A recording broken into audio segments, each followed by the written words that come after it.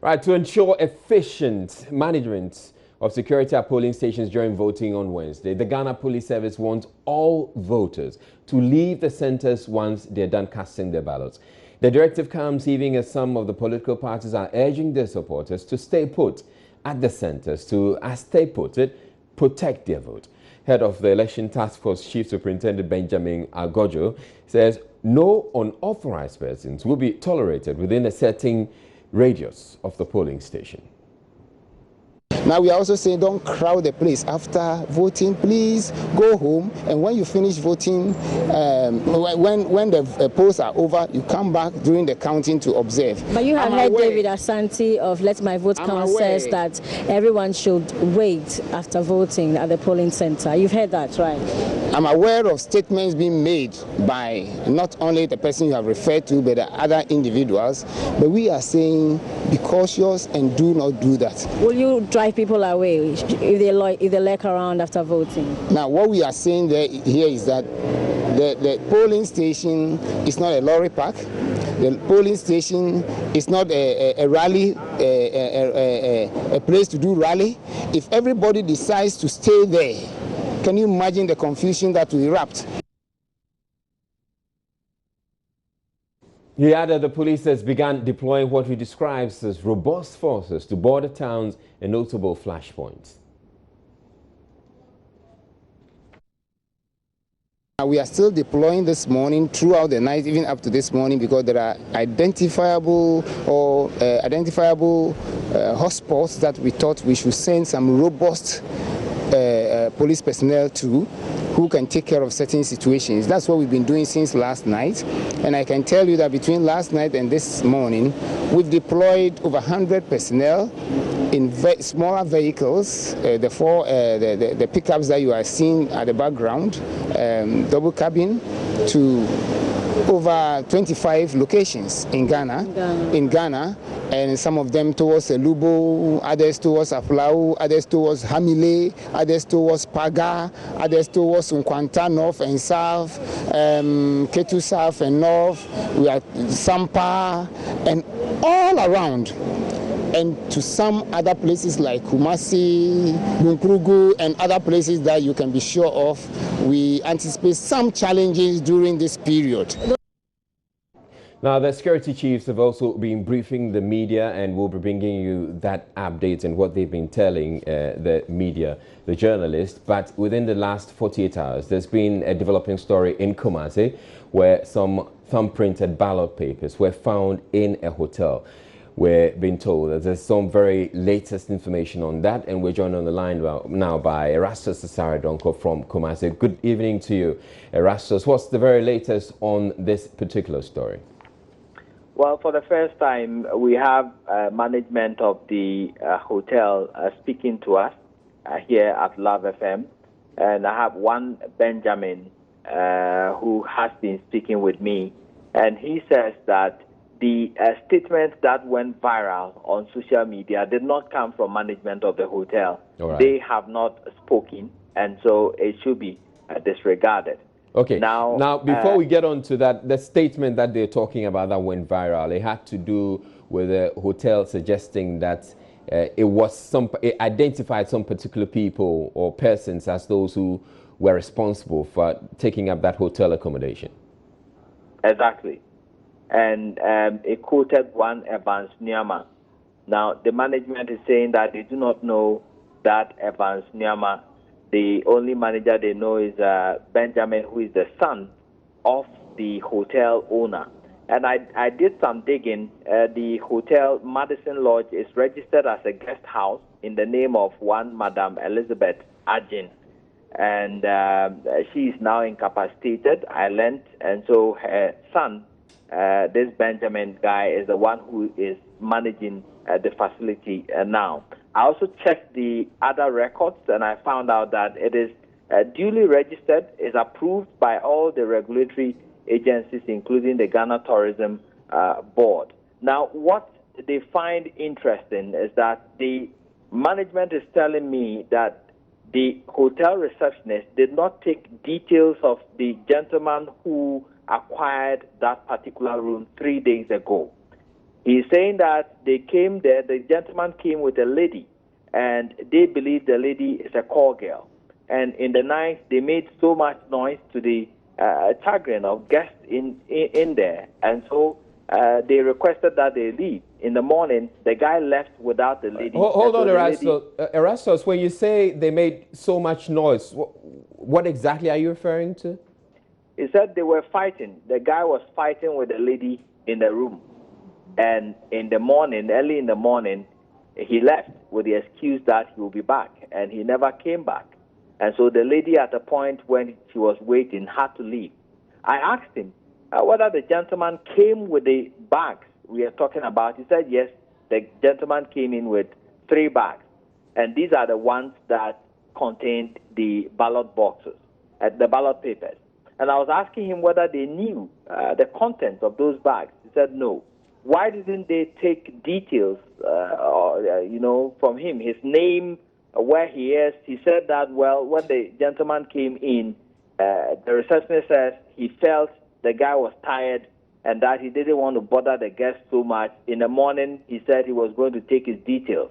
But then the guy left without notifying them, and so they didn't get the details.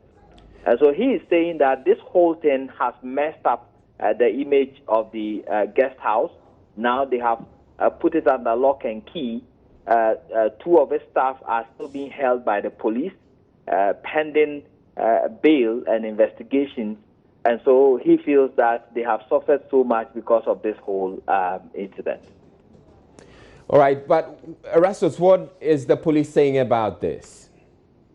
The police currently say that they are still holding the 2 in custody because they want to get to the bottom of this.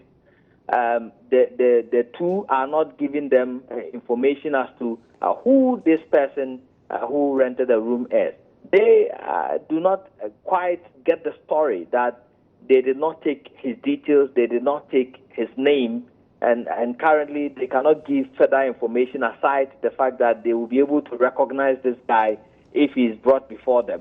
And so now it's like a dead end, but they are still pressing on keeping the 2 until they are able to get further information and get to the bottom of this. But I actually wonder if the police actually probably took some, fingerprints at the, in the hotel room or on the bags that were there or anything of that sort. In fact, Israel, I think the crime scene, if I should put it that way, was messed up. Contaminated, essentially. We went in there with armed policemen and media personnel. And before we could say Jack, we were all over the room, and they were touching the bag, pointing to certain areas of it, touching the wardrobes and other things on the wall, and opening the bags themselves. And so even if we have fingerprints in there, the crime scene had already been messed up. So no fingerprint was taken in our presence. The place, I do understand, has not been entered again by the crime scene management team. And so I will be surprised if they have fingerprints. It would be that of the media, the police, and perhaps the chairman himself. Thank you very much. Erastus Osare-Donkor bringing us up to speed with that particular developing story there in Kumasi. Now, we stay with the security issues, and though confident, it has put in place adequate measures to curb any disturbances that may arise. The police hierarchy says it will continue to be on the lookout for miscreants who may want to foment trouble during Wednesday's polls. IGP John Kudalo says the security apparatus will not countenance any form of hooliganism and violence. Addressing a media briefing here in Accra, Mr. Kudalo said the police are monitoring the situation while admonishing Ghanaians to be law-abiding. During is very short, but it's the most turbulent and robust period. It's less than 24 hours, but it's the most turbulent and most dangerous of all the periods. And I, as the man in charge of the security of this country, just want to once again appeal to our compatriots, that's fellow Ghanaians, that we should all go and use the term. All governments have been changed, whoever incumbent, none of them was changed by the sword or by violence. They're all by the power of the tongue since we gained our democracy. An election is nothing but all about democracy. So if you can vote, there's no reason why you say your colleague cannot vote or your fellow citizen cannot vote who has the same and equal rights like you. So far as his name is on the register, he's gone through a process and procedure, and everything is found to be genuine. There's no way that anybody can stop anybody legally to vote. Any other act will be what we call unlawful and illegal act. So I'll plead that the doing, everybody should just exercise his franchise and his responsibility as a Ghanaian. Once again, you go vote, leave the arena for other people who have not voted to be able to enter into it and also cast their votes. When it's time for correction or tabulation, you can come, but don't stay there to disturb others from not voting. We as a security force have been beefed up about our colleagues, and we are not going to countenance any form of disturbance or hooliganism. We are not going to look at colors, race or creed. We are going to treat all Ghanaians equally before the law. Anybody who trespasses and we are able to grab, we are going to deal with as the details of our own laws and regulations demand. So nobody should think that is above the law on that occasion. We are not going to look at that. We are going to try to be as apolitical as possible, very neutral, very professional, impartial. So once again, I entreat all Ghanaians to be law-abiding, very responsible, and allow others to vote as they wish that they are also allowed to vote.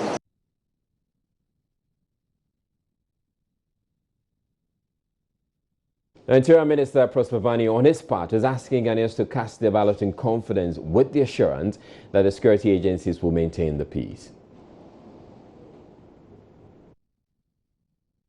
We've monitored all the hotspots in this country where we have curfews. You realize that the curfew regime has been able to stabilize some of the hotspots in this country. We continue to review those curfew regimes and will continuously provide the infrastructure and architectural arrangement for security in this country that will keep us peaceful.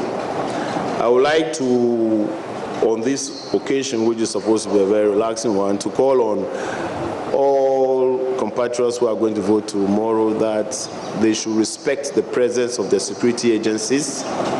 They should be calm and respect their presence. As they respect their presence, they will ensure that they engage with the communities to protect them and to secure them during the period of the elections. Then it will be a different narrative for after events. So today it's one that I want to just give you a peace message of carry on the message from all peace-loving Ghanaians. We have a lot of international observers in this country. I've met the EU observer team, the AU observer team, the American observer team, and the UK observer team. And I've engaged with local observers as well. So the whole world's eyes are on these elections. It is not out of place because the last 6 elections, we had the same people coming to observe. We have the same actors managing. We have the same police service protecting us. We have the same security agencies engaged on that day to protect the black boxes. And at the end of the day, results were declared and there were no incidences of violence. Tomorrow, I expect nothing different. Right, so my colleague Jifa Bampo, she's head of the security desk, and she was at this particular media briefing, and she's joined me. Good evening to you, Jifa. Now, did the issue of social media come up? The possible ban or no, the issue. No, that didn't come up at all, and it doesn't look like that's going to happen. So we shouldn't worry about the. Doesn't look like that's something to be worried about. I had heard through the grapevine about a month ago or so that somebody was preparing to go and file something in court because he had heard that there was a plan to actually ban it. But it looks like that didn't come off because.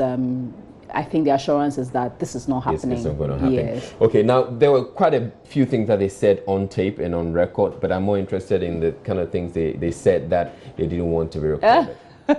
Well, the IGP didn't do the one-on-one interaction with the journalists. It was the Interior Minister who took time to do that. It was very gracious, going from table to table instead of taking questions directly from everyone. So one of the things that came up is the concern about potential violence, partly because we had this spillover from special voting where some of the security agency officials were very unhappy, and there were few officials who engaged in acts that are deemed violent. They threw things around. Several of them were agitated. Yes. So Mr. Bani sought to reassure that, look, they have looked at the situation. Those who have not been able to vote, arrangements are being made to ensure that they vote, that the security hierarchy have spoken and coordinated with the Electoral Commission, and so that will be dealt with. He said about 75% of officers had managed to vote, and so really that is not the problem. And he sought to indicate that, look, when these challenges come, it's not only about just screaming to high heaven that there are problems. It's also about allowing the officers in charge or the officials in charge to try and find a way to solve the problem. And he sounded very optimistic that all these officers who could not vote on special voting day will have the opportunity to do that tomorrow.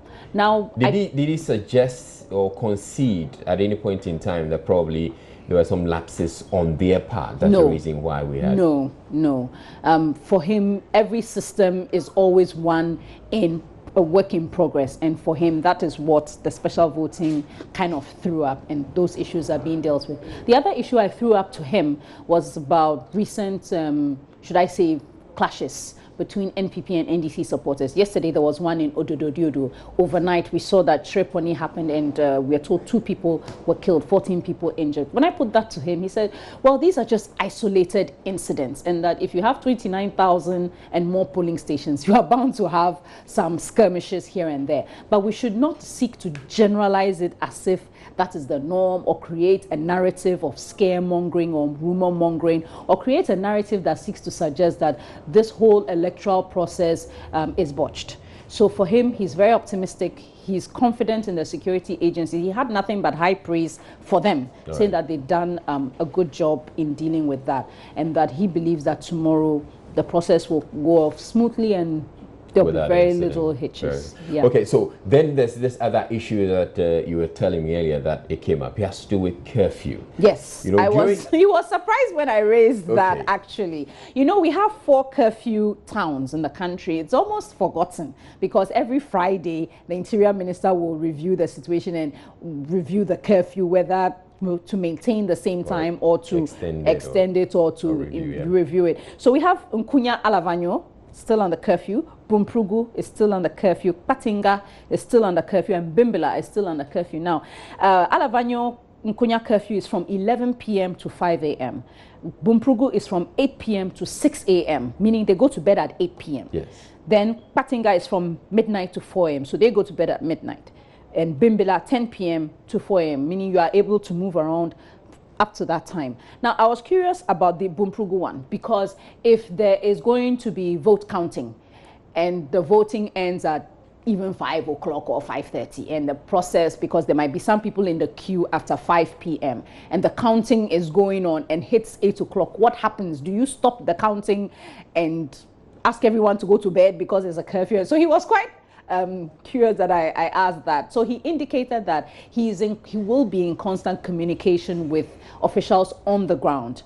Do you get the sense it's something that they've really considered, or it just surprised? No, I can't tell, but to the extent that in the briefing that we were allowed to record, he mentioned the curfew areas, some of which are hotspots, which they've kind of kept an eye on. I want to believe that, yes, it's something they've thought about. So he indicated that he will be in constant communication with officials on the ground so that if need be, to extend the curfew for that moment to enable the counting process come to an end and the declaration done, he will so do that. The other areas don't have a problem because really by 10 p.m., by 11 p.m., by midnight. There could actually be, and I'll explain why. There's constituency collation centers where they would have to move the ballot boxes from the polling centers to the constituency collation centers. And at these collation centers, sometimes the process goes way beyond into the night. Okay, way into the I night. guess we'll just have to get our reporters to keep a close eye on these 4 areas as well, in addition to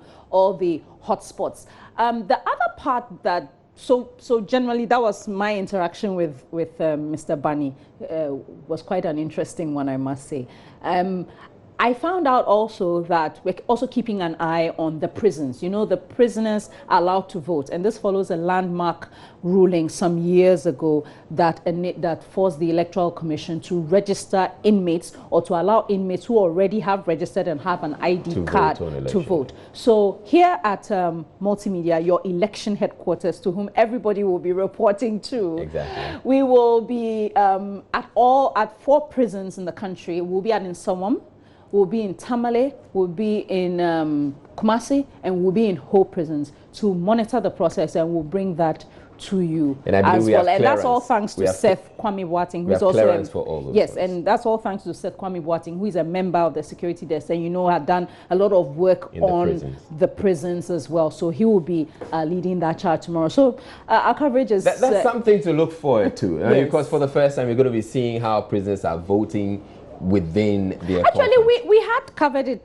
I remember, for one of the recent elections. I can't remember whether it was local assembly elections, and very few of them actually voted. Some of them, the reasons they gave were, well, their family members didn't bring their card to enable them.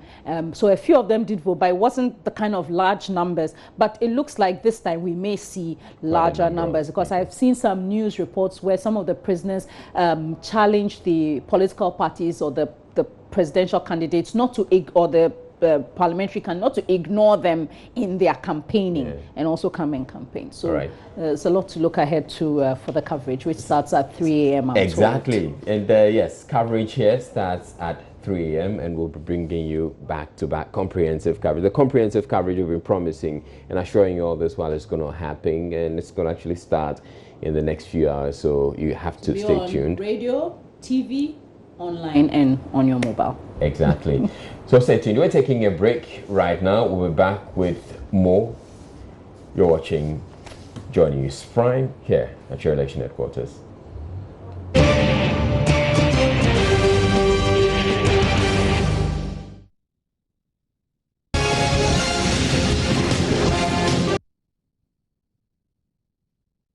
Upper West Regional Commander of the Ghana Police Service, DCOP Kwesi Mensah Duku, has warned security personnel who have been to polling stations to man the elections to behave professionally and desist from interfering in the electoral process. He said their work is not to help people vote, but rather to work to ensure that peace prevails in the constituency. Over 1,000 security personnel have been deployed to all 11 constituencies in the Upper West region. Rafiq Salam reports. Before the over 1,700 security personnel were deployed to the 11 constituencies in the region, where they were manning the various polling stations, they had this stern warning from the Upper West Regional Commander of the Ghana Police Service, DCOP Kwesi Mensah Duku. To compromise your position, you become ineffective, and you become a useless police security officer. Please, you don't want anybody to go and involve himself or to go and misconduct himself or herself. We are in the discipline institution, and we expect that you go and discipline yourself as such. Our duty, their core function there, is to provide security. Don't go and then involve yourself in the actual election process. That is the work of the EC and its representatives. Our core function there is to make sure that we create all the necessary security environment for people to come there, they come and cast their votes and go home without any incident. On reaching their various constituencies, they are expected to pass the night at the constituency capital before leaving early morning for their polling stations. Per the deployment plan, constituencies that are considered to be hotspots will have 2 security personnel at each of their polling stations. The region has 5 hotspots namely Wa, Jirapa, Lora, Wa East, and Sisale East. In these hotspots are 991 polling stations placed in them. The Upper West Regional Security Task Force have already beneath their sleeves plans of having patrol teams stationed at vantage points to enable them attend to any emergency security issue that may crop up. The over 1,700 security personnel are drawn from the Ghana Police Service, Ghana National Fire Service, Ghana Immigration Service, Ghana Prison Service, and the Customs Excise and Preventive Service. Reporting for J News, Rafiq Salam. Wow.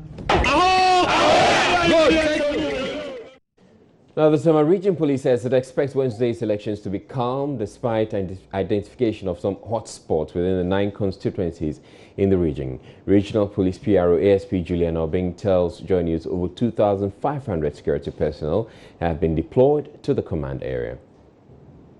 Well, I think that I had said earlier, somewhere in June, I did mention that for Tema region, if we had to hold the elections in June, wherever ready. And so from June until this time, we still maintain the stand and say that yes, Tema region is very much prepared for the upcoming elections. That's just tomorrow, less than 24 hours away. If you come to Tema, there are 9 constituencies that will be policing for the region.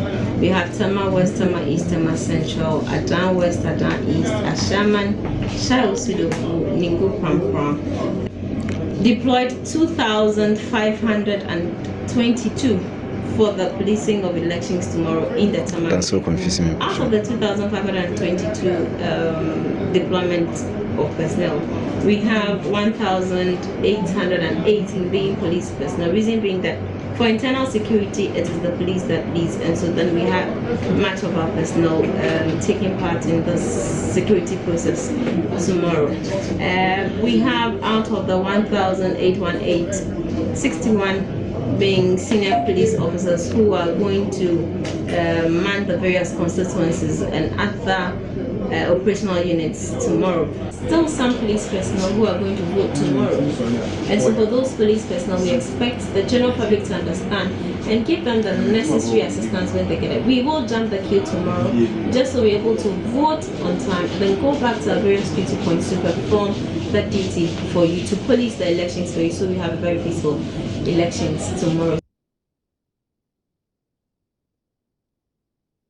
Now, one of the main challenges that confronts the Electoral Commission on Election Day is getting polling material to the polling stations and polling centers in good time. Well, the Eastern Regional Director of the Electoral Commission, Faith Mejake, says the Commission has made arrangements with the armed forces to airlift election materials to the 3 islands in the Fram Plains constituency. Now, these are areas that typically have a challenge getting, or the EC typically has a challenge getting the materials there, but they're hoping that this time around it is not going to happen with the assistance they're getting from the armed forces. Maxwell Kudoko, he joins me on the phone line with more on this. Good evening to you, Maxwell. Which areas in the Eastern region have received their materials, and which other ones are waiting to be airlifted?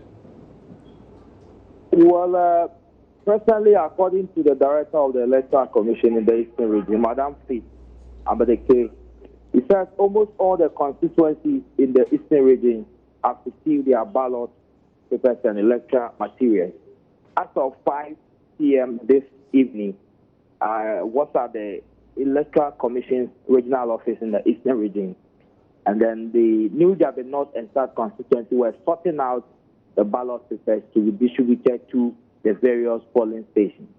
She tells me in an interview that one of the major difficulties they have had in their Fram Plains constituency is getting election material to some islands on time. Usually you hear reports of delay in electoral materials in most of these islands, precisely the Dija Island, Dwarf Island, and Agodeke. But he says the commission made special arrangement with the Ghana Armed Forces, and this afternoon they were able to airlift electoral materials from Donkokrum to this island, precisely the Dija Island, Dwarf, and Agodeke Island. So she is expecting that polls will start on time especially in this constituency. Aside that, he said almost all the constituencies in the region have gotten their materials, and the expectation is that before close of day today, all polling stations would receive their elections material. So briefly, from the electoral committee perspective, all is well for tomorrow's exercise. So we expect that before 7, polls will start. But briefly, I did some rounds across the regional capital on the preparedness of the police service and the residents in the region. And I realized that there's a lot of armored cars and these military cars in town, sending a signal that the security are ready to protect lives and property. But one unfortunate information that came across this evening was that a lot of the police officials who were unable to exercise their franchise on Wednesday and Sunday, especially in the Eastern Regional Police Headquarters, the gallery, were not given the opportunity as directed by the ICC to be posted to closer polling stations or in the constituency where they exercise their franchise. Most of them told me earlier that they have been sent to constituencies they cannot vote in their respective polling stations. For instance, some of them registered in the New Jabin-Start constituency, and they have been posted to places like Afram Plains.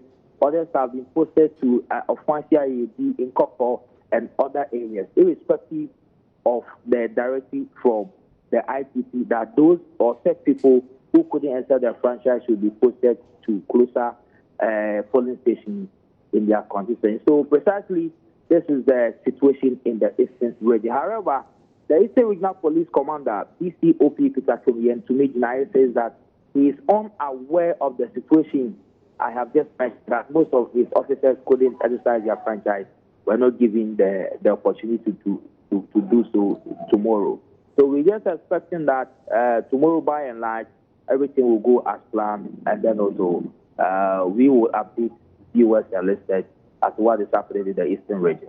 Certainly. Thank you very much, Maxwell Kudoko, bringing us that report from the Eastern region. Now, electoral materials from the district offices of the Electoral Commission in the Northern region are being deployed to various polling stations ahead of the elections, which is less than just about, some 10 hours from now. Our reporter in the Northern region has been monitoring the proceedings and the process.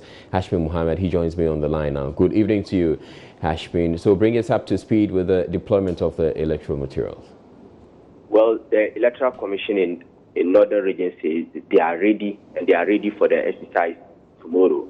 When I visited them as at 4:30 this evening, they were preparing their electoral officers and materials so that they can be able to go to their various polling stations on time. And I also spoke to the police in the Northern region, and they say they are deploying over 3,000 personnel made up of the military, the prison service, and then the police officers across all the polling stations. And then some officers who will be patrolling the communities to ensure that electors are able to cast, are able to vote devoid of any intimidation in the region. Have there been any issues coming up in the last few hours? Well, there hasn't been any issue. I spoke to all the political parties, and none of them raised any issue. Although I have been to the headquarters of some of the political parties, and some of them were talking to their polling agents in preparation for tomorrow's exercise. Right, thank you very much, Hashmin Mohammed. Now, the Coalition of Domestic Election Observers, CODEO, says it will implement a parallel vote tabulation system to independently verify the accuracy of results declared by the EC, among other measures, adding it may declare its own results if the official declaration by the EC does not correspond with theirs. At a news conference in Accra on Tuesday, it explained it has enough personnel to cover all 275 constituency collation centers. Meanwhile, CODEO says it has a total of 8,000 observers on the ground for the election. The PVT is the parallel voter tabulation. It was first established in the Philippines. It is a scientific way of getting the results of an election using the SMS technology. And CODEO is going to deploy 1,500 people. No, the sample has been done to cover every aspect. As we said here, that we're going to cover the hotspots, we're going to cover the very competitive areas. If you take Ghana into account, we're going to cover the Volta and the Ashanti. You know, when we were talking, we said the weight for these two regions have been, increased. We're also going to make sure that the results after the declaration are relayed immediately to the command center. At the end of the day, when all these 1,500 have arrived, we're going to analyze them, and then we're going to come out with the results that will be comparable to what the EC, when we are comparing that to that of the Electoral Commission. What we have found out is that for most of the time, the results that are released by the Commission is very close to that released by the EC. We are doing this, and we are saying that we are not going to release our results until the EC comes out. This is because the EC is the mandated authority to release results. We will only come in when the EC's results may be seriously at variance with what we have. And that is why I said that the EC chairlady, for example, is saying that she's going to collaborate very well with the EC when it comes to these results. But if, for example, we find that we are okay with what the EC has done, the EC would announce, then of course we also come out with ours. And that will just be an exercise to just complement the efforts that they have done. The CODEO will only release its results when, as I said, I repeat again, that when it is at variance, far, what the EC has is different from what we have. If that is the case, then of course a press conference will have to be organized, and then CODEO will also come out with its results. But definitely there will be a collaboration between the EC and CODEO as the exercise goes.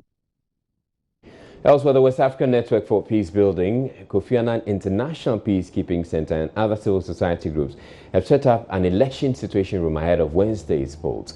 The situation room will monitor, report, and analyze responses to violent threats that may arise at various polling centers across the country. 3 central coordinating rooms in Accra, Kumasi, and Tamale will take reports from the observers and a team of eminent persons across academia and various sectors to help address the disputes that may arise. A total of 750 observers have also been deployed to prioritize risk areas and will be responsible for gathering information about election challenges for resolution. According to the group, the exercise was done with the active collaboration of the security services toward ensuring peaceful elections. The election situation room has representatives from the National Peace Council, SHRAJ, Legon Center for International Affairs, Blogging Ghana, and Transform Network Ghana with support from USAID.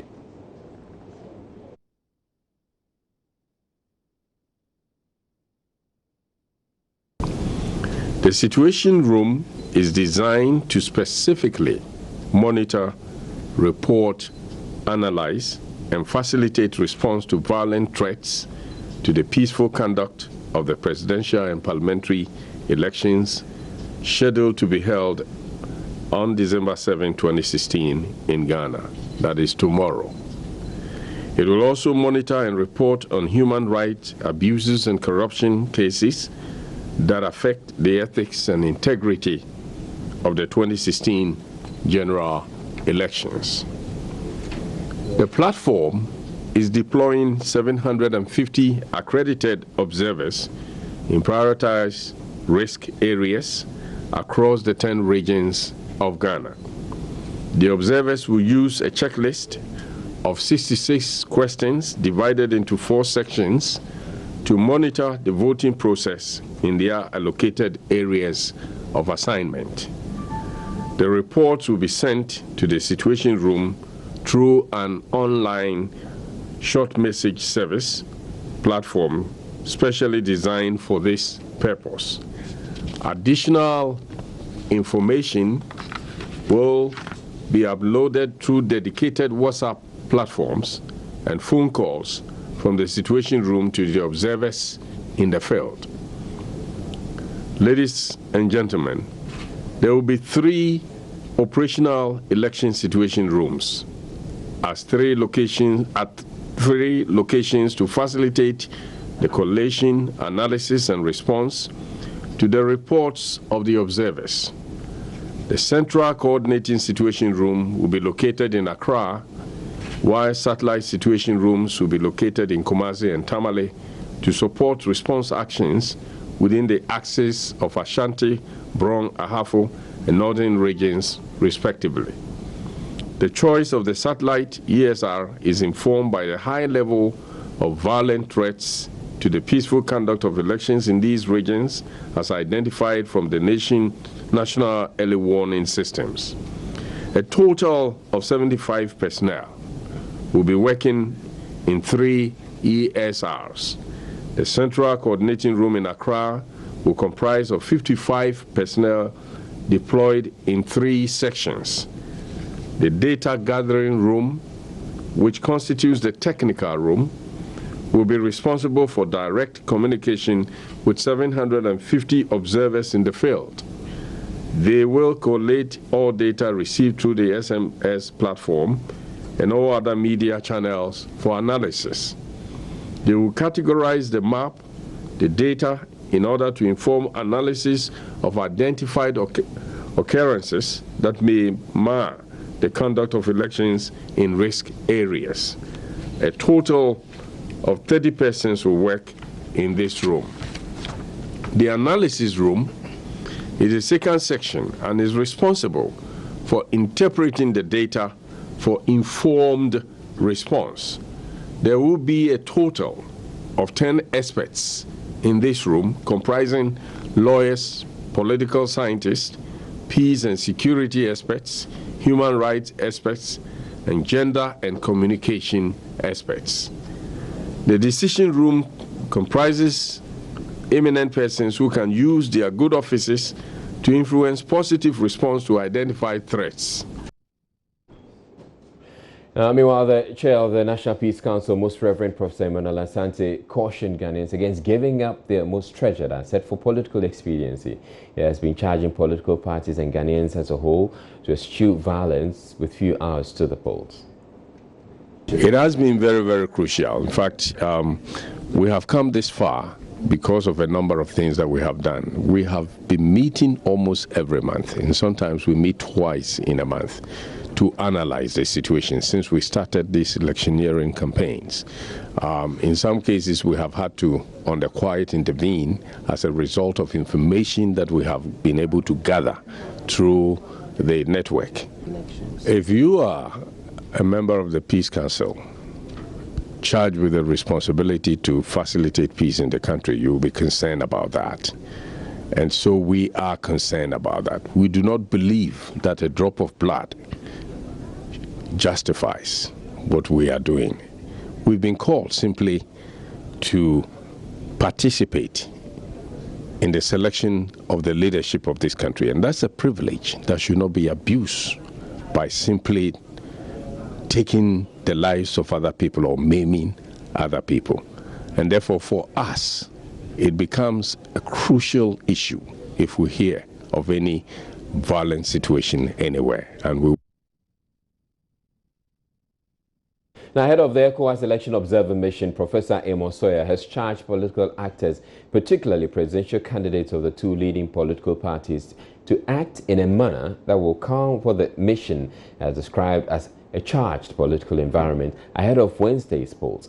He also charged the presidential candidates to respect the Accra Declaration to ensure peace even after Election Day. Professor Sawyer has been speaking at a press briefing here in Accra. ECOWAS is genuinely concerned about the charged political environment towards, during, and after the elections. The community therefore pleads with all electoral stakeholders, including the presidential and parliamentary candidates, as well as the political parties, security agencies, civil society organizations, the media, and eligible voters to play their part in ensuring an environment for peaceful and for peaceful elections, environment that is peaceful and conducive. To this end, ECOWAS appeals to the presidential candidates in the elections to abide with the commitment they signed in the Declaration Against Electoral Violence, Impunity, and Injustice on the 1st of December 2016 here in Accra, Ghana, the Accra Declaration. The security agencies are specifically called upon to dismantle, if necessary, and disarm all vigilante groups that may threaten the elections, to secure the political process, protect the lives and property of citizens, and ensure the safety and security of the candidates. Now, in other news, the NPP is accusing the NDC of conniving with the Electoral Commission to issue 600,000 fake voter ID cards as part of efforts to rig Wednesday's elections. Campaign chairman of the New Patriotic Party, Peter McMahon, is asking the public to be vigilant. He has been addressing a news conference in Accra. I have called you here this evening on two pertinent issues about tomorrow's election. The first one is about what they refer to as Operation Tender.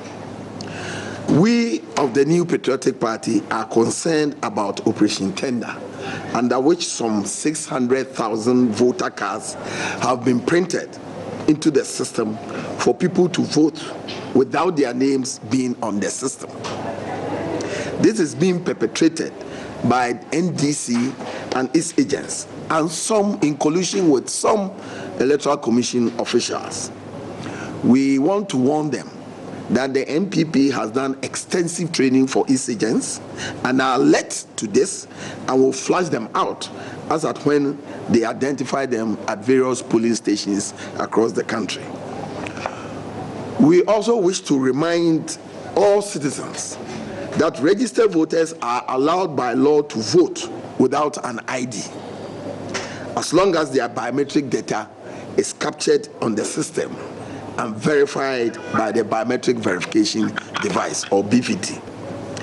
That is not the source of our concern. Our concern has to do with election officials colluding with people to vote illegally or to delay the process in order to frustrate legitimate voters. So if the election officials decide that those who are not holding voter ID cards should step aside for people with voter ID cards to come first, then our people who do not possess voter ID card will be frustrated and perhaps go away to their homes. So we are telling the NDC and their assigns that the over 600,000 forged voter ID cards they have printed into the system, we are aware of it. Our agents are very, very alert on this, and I can assure you they will fail. Mr. McMahon further claimed the military has released assault rifles to new police recruits sympathetic to the NDC to intimidate voters in Tamale and other areas. The second aspect of our meeting here this evening is about movement of military equipment all over the country. The NPP, the New Patriotic Party, is extremely concerned about numerous reports regarding the movement of G3 rifles from armories in the various military units in Tamale, Kumasi, Tema, and Accra. We understand that the G3 rifles and ammunition from these armories were loaded into police vehicles beginning last evening and are being shipped to all areas over the country. The G3 is a weapon that has been decommissioned in the military use. It has been indicated that these weapons may be distributed to new police recruits who have received less than 2 months of training. Police are not authorized to carry weapons while stationed at polling stations. We demand an immediate explanation from the Chief of Defense Staff, the Inspector General of Police, and other relevant government officials as such a large movement of weapons to untrained and new police recruits is a disturbing development just 12 hours before Election Day. We urge the media, observation missions, the international community, the Ghanaian citizens to demand transparency and work to prevent any potential for intimidation or violence by state security services. Well, the NPP campaign chairman has made quite some strong statements and allegations in there. So after this news conference, Joy News' Joseph Opoku-Gakpo caught up with him and tried to get him to clarify or elaborate on some of the allegations he's made. And here's that interview.